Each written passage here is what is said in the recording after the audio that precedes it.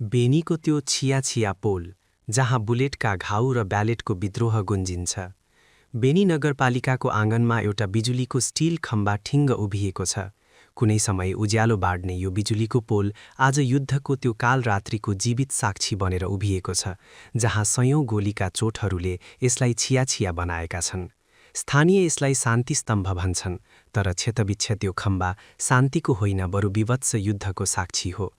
हिजो विद्रोहमा होमिएका आज ब्यालेट मार्फत मौन विद्रोह गरिरहेका पुस्ताको सबैभन्दा बलियो र मर्मस्पर्शी बिम्ब हो। विक्रम सम्वत 2060 चैत 7 गते शनिबारको त्यो राति म्याग्दी सदरमुकाम बेनीवासीका लागि कुनै सामान्य रात थिएन।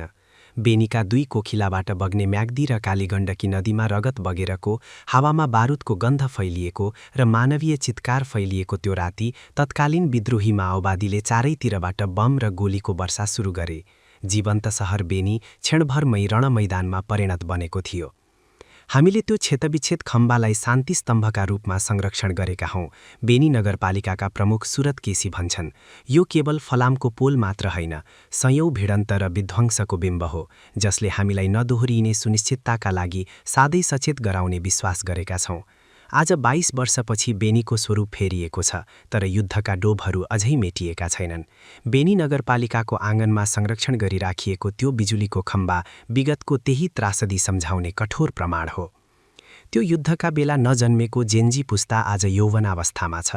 उनीहरूका लागि त्यो जनयुद्ध एउटा रोमाञ्चक कथा वा इतिहासको धमिलो पाना मात्र बन्न थालेको छ। हिजो निमुखा युवालाई बन्दुक बोकाउने नेताहरूले सत्ता र शक्तिको स्वाद चाखे पनि युद्धमा रगत बगाएका घाइते, शहीद परिवार र योद्धा तथा तिनै योद्धाका सन्तान आज बदलिएको राजनैतिक परिवेशमा वैकल्पिक शक्तिको खोजीमा भौतारिएका छन्। गत भदौ 23 र 24 गतेको जेन्जी विद्रोह र हालै सम्पन्न आम निर्वाचन परिणामले एउटा कठोर सत्य ओक्लेको छ। हिजोको त्यो विद्रोहको राप आज विघटनको तापमा बदलिएको छ। कुनै समय युवा पुस्ताको प्रमुख आकर्षण रहेको त्यो विद्रोह र विद्रोही आज इतिहासकै कमजोर र रक्षात्मक मोडमा उभिएको छ, ब्यालेटका गोलीबाट छिया बनेर। बेनीमा भएको त्यो सशस्त्र विद्रोह र हालै देशका विभिन्न शहरमा भएको जेन्जी विद्रोह बीच फराकिलो भिन्नता छ। 22 वर्ष अघिको विचार प्रधान सशस्त्र विद्रोह थियो, जहाँ राज्य पक्ष र विद्रोही आम्ने सामने थिए, तर भदौ 23 र 24 गतेका विध्वंस परीक्षित हुन बाँकी छ। त्यो चैत 7 गते कुनै आकस्मिक आक्रमण थिएन, यसको गर्भमा माओवादीको एउटा विशाल सैन्य रणनीति लुकेको थियो। रोल्पाको थवाङमा भेला भएका माओवादीका 4वटा ब्रिगेड, मङ्गलसेन, सतवरिया, लिस्नेगाम र बासु स्मृति अन्तर्गतका 6वटा बटालियनका करिब 5000 लडाकुहरू रुकुमको लुक्मु, ढोरपाटनको उच्च जङ्गल छिचोल्दै लामो र किठिन पैदल यात्रापछि म्याग्दीको ताकम हुँदै बेनी ओर्लिएका थिए। बेनी आक्रमण माओवादीले सञ्चालन गरेको 10 वर्षीय सशस्त्र द्वन्द्वका क्रममा भएका 9 ठूला आक्रमणमध्ये सैन्य बल र व्यापकताको दृष्टिले सबैभन्दा भीषण मानिन्छ। लगातार 12 घण्टासम्म चलेको त्यो भीषण लडाईँ माओवादीको सैन्य इतिहासकै सबैभन्दा ठूलो र निर्णायक थियो। माओवादी विद्रोहीले बेनीमा आक्रमण गरी शक्ति प्रदर्शन त गरे, तर त्यसको मूल्य बेनीका सर्वसाधारणले साधै चुकाउनु परेको छ। त्यो रातको आवाज अझै पनि मेरो कानमा गुन्जिरहन्छ।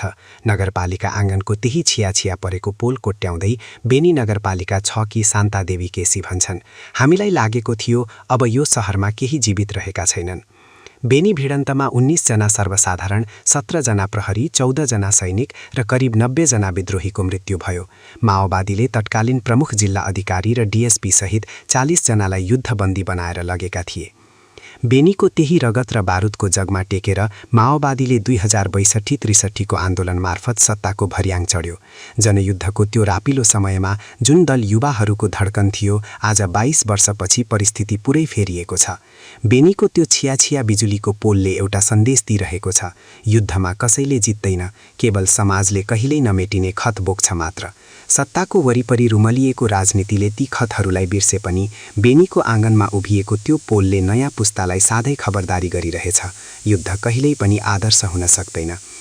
जबसम्म सङ्क्रमणकालीन न्यायले पूर्णता पाउँदैन र पीडितका घाउमा सत्यको मलम लगाइँदैन, तबसम्म बेनीको यो बिजुलीको पोलले नेपालको अधुरो क्रान्ति र अलपत्र न्यायको मर्मस्पर्शी कथा सुनाइरहनेछ।